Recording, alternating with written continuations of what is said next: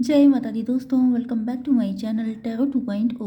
दोस्तों, आज मैं आप लोगों को बताऊंगी कि मेष यानी एरीज राशि वालों की लाइफ कैसी रहने वाली है 5 मार्च के दिन। तो चलिए दोस्तों स्टार्ट करते हैं। यूनिवर्स प्लीज़ मुझे बताइए कि एरीज की फैमिली लाइफ 5 मार्च के दिन कैसी रहेगी। एरीज की love life and marital life कैसी रहने वाली है 5 मार्च के दिन।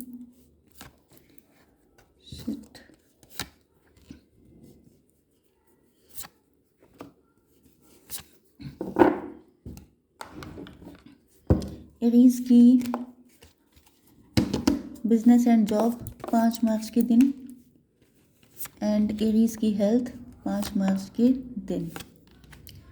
ओके, अब देखिए यहाँ पर बॉटम ऑफ द डेक आ चुका है गाइडेंस का कार्ड एंड 3 नंबर आपके लिए इम्पोर्टेंट हो सकता है।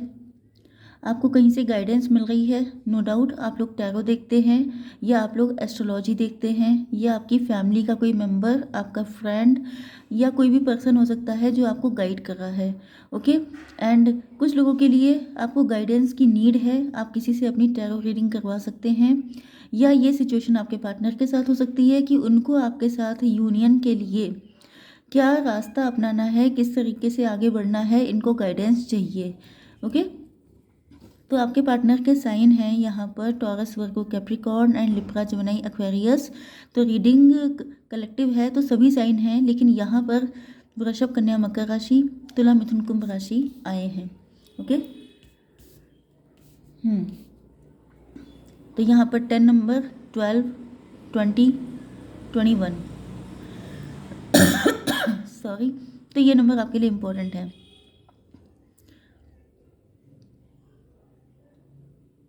देखिए, आपके पार्टनर के साथ आपका पहले बहुत ज़्यादा फ्रेंडली कनेक्शन था, या तो आप लोग पहले फ्रेंड थे फिर कनेक्शन में आए, या आप लोगों का बॉन्ड ही बहुत ज़्यादा कंपैटिबल एंड फ्रेंडली था, बहुत ज़्यादा आप लोग एक दूसरे के साथ कंफर्टेबल रहते थे। एंड आपके पार्टनर उसी सिचुएशन को याद करके बहुत ज़्यादा नॉस्टैल्जिक हो जाते हैं। मतलब अगर इनको अपना सुकून ढूंढना होता है या इनको जब कभी ये बहुत ज़्यादा स्ट्रेस्ड हो जाते हैं, बहुत ज़्यादा टेंशन में होते हैं, तो ये आपके बारे में सोचने लगते हैं एंड वो फीलिंग ही इनको बहुत ज़्यादा सेटिस्फेक्शन देती है, बहुत ज़्यादा पीसफुल माइंड हो जाता है इनका एंड ये आपके साथ उसी लेवल का रिलेशनशिप फिर से बनाना चाहते हैं, हार्मनी क्रिएट करना चाहते हैं। 10 नंबर आ गया है तो अगर कोई कॉन्फ्लिक्ट है, कोई डिस्प्यूट है, तो ये उसको रिजॉल्व करना चाहते हैं एंड आपके साथ मिल करके खुद को फुलफिल्ड फील करना चाहते हैं। पहले इनके पास कोई रास्ता नहीं था, इनको लगता था कि जैसे आप लोग कभी मिल नहीं पाएंगे या इनके दिलो दिमाग में जो चीज़ें चल रही हैं वो कभी पॉसिबल नहीं हो पाएंगी। जब से आप अलग हुए हैं तब से इनको बिल्कुल ऐसा लगता है जैसे ये इनके दिल का कोई पार्ट इनसे अलग हो गया है, बिल्कुल ऐसा अधूरापन इनकी ज़िंदगी में आ गया है एंड ये बहुत ज़्यादा खुद को एम्प्टी फील करते हैं। ऐसा लगता है जैसे इनको समझने वाला कोई नहीं है, या तो आप लोग पहले बहुत ज़्यादा फास्ट फ्रेंड थे या आप लोगों का बॉन्ड ही इतना अच्छा था जिसकी वजह से, जैसे ट्विन फ्लेम में होता है कि अगर एक पर्सन दूसरे से अलग है तो बिल्कुल ऐसा फील होता है जैसे बॉडी का कोई पार्ट अलग है। तो इस तरह की फीलिंग इनको आपसे अलग होने के बाद आ रही है।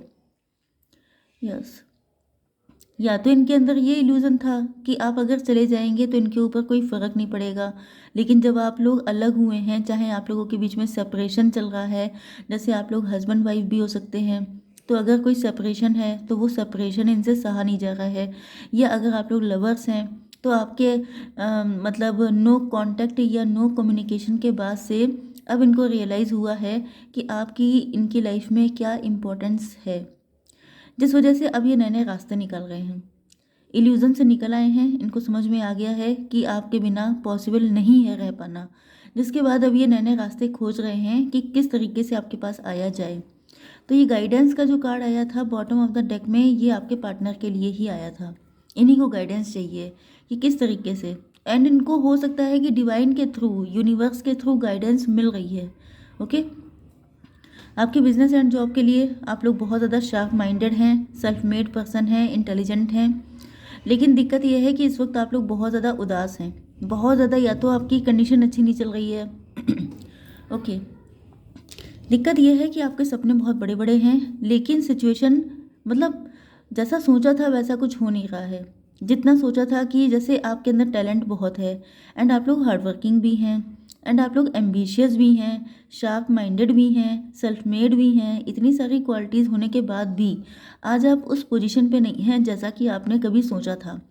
तो इस वजह से आप लोग काफ़ी ज़्यादा डिप्रेस हो सकते हैं, आपकी रातों की नींदें उड़ी हुई हैं, बिल्कुल इंसोम्निया वाली हालत है कि आपको बिल्कुल नींद नहीं आ रही है। रात को जब आप लेटते हैं तो आपके दिमाग में सिर्फ एक ही चीज़ चलती है कि पैसा कैसे कमाया जाए, या जो भी लॉसेस हुए हैं, जो भी दिक्कतें हैं, उन पे आपका पूरा फोकस रहता है। तो यहाँ पर आपको भी गाइडेंस की ज़रूरत है कि आपको कोई ऐसा पर्सन चाहिए जो आपको सही से गाइड कर सके या आपको इस मुसीबत से निकाल सके। आपकी हेल्थ के लिए भी वही कार्ड आया है कि आप लोगों का मेन दिक्कत है फाइनेंशियल इशू, जिसकी वजह से बहुत ज़्यादा टेंशन, बहुत ज़्यादा स्ट्रेस, एंड वही चीज़ है कि आपको रातों को नींद नहीं आ रही है, ये सारी दिक्कतें बनी हुई हैं। ओके, अब आपकी love life and marital life देख लेते हैं। आपके लिए 9 नंबर, 7 नंबर भी इम्पॉर्टेंट हो सकते हैं। 79, 97 आपका बर्थ ईयर हो सकता है। जुलाई का मंथ, सितंबर का मंथ आपके लिए इम्पॉर्टेंट हो सकता है।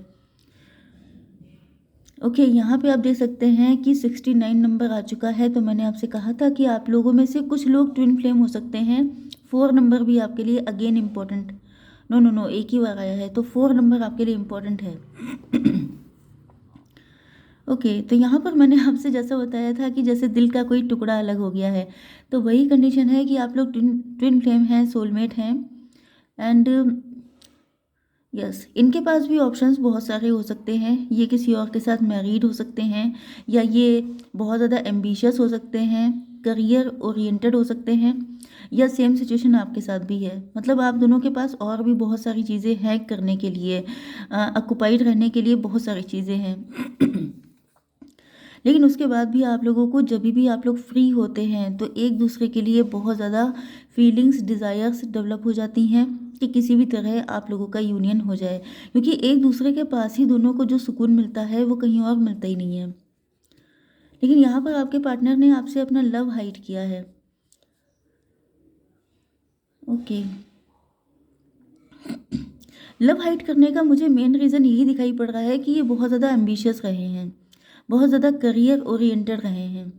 या तो इनकी फैमिली है तो उसकी रिस्पॉन्सिबिलिटी फुलफिल करने के लिए इनको पैसा चाहिए होता है, नो डाउट।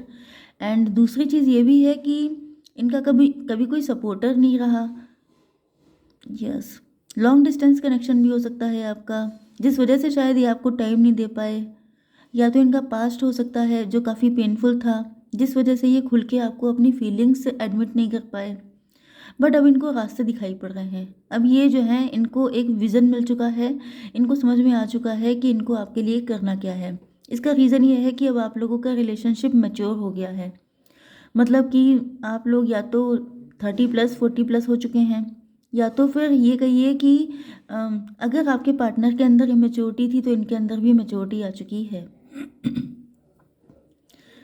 आपसे दूर होना इनके लिए बहुत ज़्यादा पेनफुल रहा है, क्योंकि आपसे अलग होने के बाद ये कभी खुश नहीं रहे हैं। यस, लेकिन अब इनको रास्ते मिल रहे हैं। कुछ लोगों के लिए आपके पार्टनर ही हैं जिनको गाइडेंस चाहिए, जिनको एक्यूरेट चीज़ पता होनी चाहिए कि ये आपके लिए करें क्या। यस, इनका मेन फोकस है आपके साथ कंप्लीशन करना, आपके साथ एक हो जाना। आपसे अलग होने के बाद ये बहुत बुरी हालत में है, क्योंकि यहाँ पे ये जो कार्ड है इसका मतलब पक्की बात है कि ये बहुत ज़्यादा स्ट्रेस में है। ओके, 10 ऑफ वैंड्स का कार्ड आया था बॉटम ऑफ द डेक में उधर। तो यहाँ पर इन्होंने आपके साथ कुछ गलत भी किया हो सकता है। कुछ लोगों के लिए आपके पार्टनर ने आपके साथ कुछ गलत किया था। ओके, चाहे इन्होंने आपको एब्यूजिव रिलेशनशिप हो सकता है, कोई ऐसी या तो थर्ड पार्टी हो सकती है, किसी के साथ इनका अफेयर हो सकता है, या इन्होंने मैरिज की थी आपको बताया नहीं, या फीलिंग्स कभी एक्सप्रेस नहीं कर पाए। तो कुछ ना कुछ है जिसकी वजह से ये बहुत ज़्यादा बर्डनड हो चुके हैं, या इन्होंने कभी खुल के अपनी फीलिंग्स नहीं बताई, क्योंकि ये सोचते थे कि आप इनका एडवांटेज ना ले लें, या कहीं आप इनको गलत नज़र से ना देखें, या आपके भाव ना बढ़ जाएं। ओके, बट अब इनको रियलाइज़ हो रहा है कि नहीं हो पाएगा आपके बिना, तो ये गाइडेंस ढूंढ रहे हैं, क्योंकि आप इनकी लाइफ की अबंडेंस हैं। फाइनेंशियल स्ट्रगल भी कर रहे हो सकते हैं, जिसकी वजह से इनको लग रहा है कि आपके जाने के बाद से इनका लक चला गया। यस, तो आई होप सो कि रीडिंग आपको पसंद आई होगी। Please do like share and subscribe. जय माता दी।